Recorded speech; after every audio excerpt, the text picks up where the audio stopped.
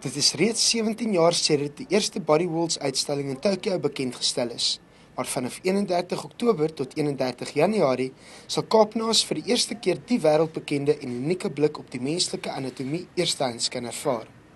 Die spesifieke weergawe van die internasionale uitstalling, getiteld Body Worlds and the Cycle of Life, bestaan uit nagenoeg 200 voorbeelde van plastinasie, 'n proses ontwikkel deur Dr. Gunther van Hagens om liggame en liggaamsdele te bewaar. Sy vrou en kreatiewe hoof van die uitstallings, Dr. Angelina Wally, het aan die burger meer oor die proses verduidelik en hoekom na 17 jaar en 35 miljoen besoekers die uitstalling steeds gewild is. If you think of it, you have your body with you all your life. Nothing is closer than your body. But as a layperson, you never really have a chance to see what it is. But Body Worlds allows it at a very educational and inspiring level.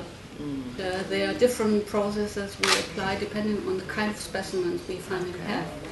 But the principle is pretty easy to understand. We replace the tissue water against a polymer like silicone rubber or epoxy resin or polyester. And that's done in vacuum. Die Body Worlds uitstallings het al voorheen vir omstredenheid gesorg, grotendeels onder godsdienstige en konservatiewe groepe. En die manier waarop van die lewensgetroue kadavers uitgestal word, beteken dat daar soms 'n fyn lyn tussen kuns en die wetenskap getrek word. I would not exclude that there are, how can I say, controversial discussions on which I'm happy about, because we are talking about our lives, or about life and death. We are, I think, it is only beneficial if an event like this inspires people to dig into their thoughts and come to a solution.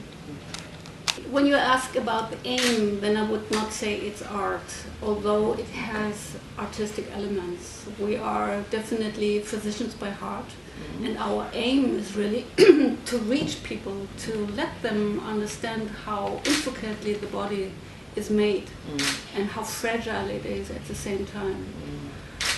But we learned over the years, actually from our visitors, that the specimens need to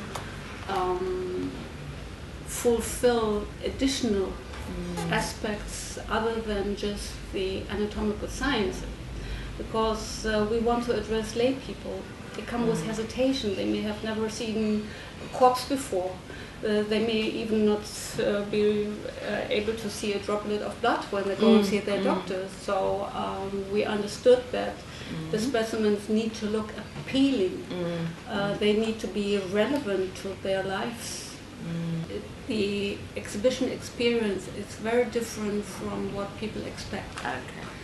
Our nowadays image of anatomy in the public is mostly driven by the Hollywood industry, where anatomy is at best done in the dark, hidden, it's smelly, it's ugly. It's not a single attribute you will find in our exhibition. And again, the exhibition is not about death, it is all about life.